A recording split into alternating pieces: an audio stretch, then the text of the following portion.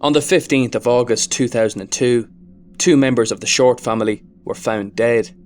One was missing. Michael Short, aged 50, Mary Short, aged 36, and Jennifer Short, aged 9, had last been seen at a Burger King franchise buying a meal at 11 p.m. on the night of August 14th. From all accounts, they were a private but well-respected family. Michael ran a mobile home moving business, and it would be one of his employees, Chris Thompson, who would come across a scene which has scarred the local community and raised a number of unanswered questions. When this employee arrived at the house on US 220, just outside of Bassett, Virginia, he noticed the garage door was open, and on walking inside, he came across a lifeless body positioned on a couch. It was Michael Short. He had been shot execution style in the head. Police were called, and Lieutenant Curtis Spence was one of the first to arrive and survey the scene. Michael appeared to have been shot while sleeping. Going further into the house, police found the body of Mary. She was lying face down on the couple's bed. There was no sign of a struggle, and it was determined she was also sleeping at the time of death. On entering the bedroom of Jennifer, they came across an empty bed, with the covers thrown back, indicating she had left of her own accord or at the behest of someone else. An Amber Alert was broadcast nationally, while search teams made up of police and volunteers scoured the area in search of the missing girl. On August 19th, police notified the public that a number of items had been taken from the Short residence, including 2 .22 caliber shell casings found near the Shorts' bodies. The married couple's funeral took place on the 22nd, and on the 9th of September, an act which drew a lot of attention at the time it occurred, Mike's body was exhumed. It was speculated this was done to ascertain whether Jennifer was his daughter. This was denied by law enforcement, who stated it was simply to get hair samples that had not been taken during the initial autopsy. On behalf of the family, we're pleading for whomever has Jennifer to please return her, release her to a secure location. An answer as to the whereabouts of Jennifer would come 41 days later. On September the 26th, the scattered skeletal remains of Jennifer were discovered 35 miles away in Rockingham County, North Carolina, by a man walking his dog. Like her parents, she had also been shot in the head. Police noted that the phone lines to the Short house had been severed. We've been unable to ascertain how the killer gained entry into the house, and no other information has been released in the past 19 years. One feature of the case which has led to some outside theories developing is corruption charges brought against members of the Henry County Sheriff's Department by the FBI in 2006. The county sheriff and 12 deputies were investigated for and later found guilty of drug dealing and money laundering. This has led some to speculate that criminals involved in the murder may have been protected during the investigation. Others have said that even if this was not the case, the dealing may have hindered an open investigation, for fear that other information might be discovered by outside agencies. Speculation about the Shorts surfaced too. It was touted that they may have had a secret life or came across information dangerous to some, their execution being motivated by the need to eradicate a threat. As of now, there is no indication that these rumours are true. Lead investigator Lieutenant Curtis Spence involved the FBI during the investigation, and he had no connection to those prosecuted later. When it comes to the Shorts, they were an average law-abiding family, and nothing came out that would indicate otherwise. In 2009, a sketch was released to the public, which is said to be a description of a man seen parked along US 220 in the early hours of August 15th. The man was reported to have been in a 1998 to 2002 white single cab, 2-ton flatbed stake body truck with wooden rails.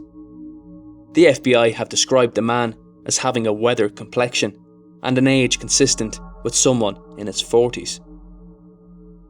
When these details were released, many noted that it would be unlikely that a person who was organised enough to have cut phone lines would have used such an unwieldy vehicle during a murder and kidnapping.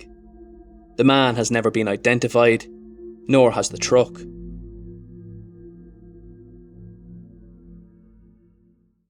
Garrison S. Bowman was a man who authorities took an early interest in. He was 60 years old at the time, and it has been said that he had a dispute with Mike Short. The information comes from one source, Garrison's former landlord. According to his landlord, Bowman had complained that, and I quote, he had paid a man in Virginia to move his mobile home, and that if the man didn't move it or return his money, he would have to kill him. Additionally, he lived close to where Jennifer's remains had been found and moved to Canada the day after the murders. It has been said that he had a false floor in his van and possessed a Virginia map, which was found by his landlord in the house which Bowman had been renting. The map was marked with the location of the Shorts' house. How seriously we should take these accusations is up for dispute. The landlord himself admitted that he had been threatened by Bowman with a gun on the day of the murders. Was this an attempt at retribution, or something more poignant? Bowman denied knowing any of the Shorts, and during a police search, police found nothing linking him to the murders. In 2007, he was ruled out by the FBI as a possible suspect. Another line of inquiry police followed involved the stalking of Mary, which had taken place back in the early 90s. Mary had been working at a pluma factory, and police considered the possibility that he may have thought he was the biological father of Jennifer. With the discovery of her remains, this idea took a back seat. Police naturally had to rule out the person who found the bodies. Chris Thompson had also been the last person to talk to Mike Short the night before. Law enforcement were quickly able to rule him out. Internet sleuths have put other names forward. One such name is Joseph Edward Duncan III. Duncan came to public attention in 2005 when he walked into a house in Idaho armed with a shotgun. He tied up the mother of the house, Brenda Groene, her boyfriend Mark Mackenzie, and Brenda's eldest son Slade, aged 13. Once he had them subdued, he bludgeoned them to death with a hammer, and then kidnapped Shasta Groene, aged 8, and Dylan Groene, aged 9. Over a period of weeks, he brought the two youngsters from campsite to campsite, sexually assaulting them as he went. At some point, he shot Dylan. After keeping a low profile, he let his guard slip. He brought Shasta to a Denny's diner, where she was recognised by a waitress who called authorities.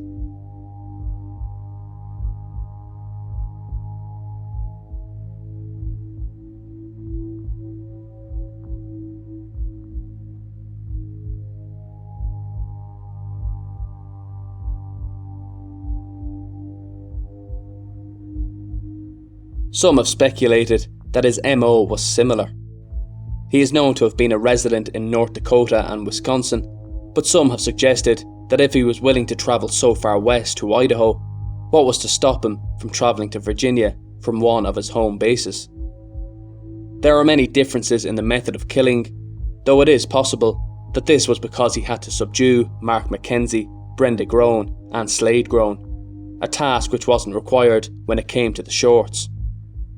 He has admitted guilt in a number of other murders, but this appears to be a long shot. When it comes to the Shorts, they seem to have been a wholesome and straight-laced family. Police bore down into their private lives in an attempt to clarify if they were hiding a murkier, more high-risk lifestyle. Their investigations confirmed the impression people had of them. They didn't appear to have any skeletons in their closet. So what was the motive? Was it a case of mistaken identity? Did someone take a liking to Jennifer in the days preceding or while the family stopped at the Burger King restaurant that night? Or was it due to the location of the family residence? In answer to the first question, it is a possibility. However, we don't have enough information to confirm its accuracy. One aspect of the killing was the method used. The killer must have stalked out the house beforehand. We know this because he cut the phone lines. This seems to highlight experience in similar crimes. He is also a person who can coldly walk up to somebody and execute them while they sleep, then walk around the house and execute a wife and mother in the same manner. People have suggested it sounds like the behaviour of a hitman who has killed the wrong people. If it is a case of mistaken identity, why would he take the girl? This in itself seems to suggest that she was the target, and the parents were simply obstacles that needed to be removed. The location of the house, though running along a busy roadway, is an out-of-the-way location, surrounded by woodlands, fields, and not much else besides. It's likely that these two aspects led to the murder and kidnap. We might posit that the person responsible was in search of a victim in the surrounding area, and having seen Jennifer and the place where she lived, she became the standout target for a calculated criminal. The roadway outside also made for a quick getaway.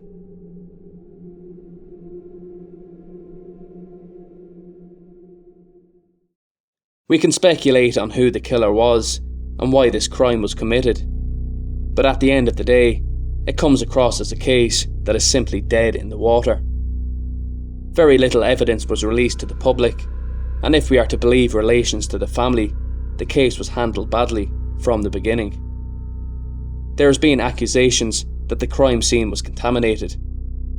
Michael Short's uncle has said that he believes police might have destroyed crucial evidence by allowing too many people in and around the Shorts' house after the bodies were found. Added to this, we have a police force later marred by corruption charges. This being said, lead investigator on the case, Curtis Spence, does seem to be a man intent on finding answers. But be that as it may, it doesn't appear likely that he will get them. Today, the Short family are remembered fondly by the local community. From all accounts, they were a family which enjoyed time together. Michael, though private, was quick to help and is remembered as a trickster by his sister. He was immensely close to his daughter, who he doted on, and he would take time off without hesitation to attend events that Jennifer was involved in. Jennifer, like her mother and father, kept to herself. Neighbours have described her as a bottle of joy. Once again, we have a case of a young girl who was first callously robbed of her parents, taken by a stranger, coldly executed, and discarded without regard by a man who may still roam the roads across the United States. Reverend Maurice Fleischer, who conducted a memorial service for the family in 2003, described the murders accordingly. The case is open. It's still an infected wound that can't heal. If you have any information regarding the murders of Michael, Mary and Jennifer Short, please contact the FBI Tipline at 1-800-225-5324 or submit an online tip. Once again, thanks to everyone for watching. It's your support that gives us the motivation to continue covering cases such as this. So if you enjoyed the video, please do make sure to like, comment, share and subscribe to Mystery Scope. As always, until the next time, take care.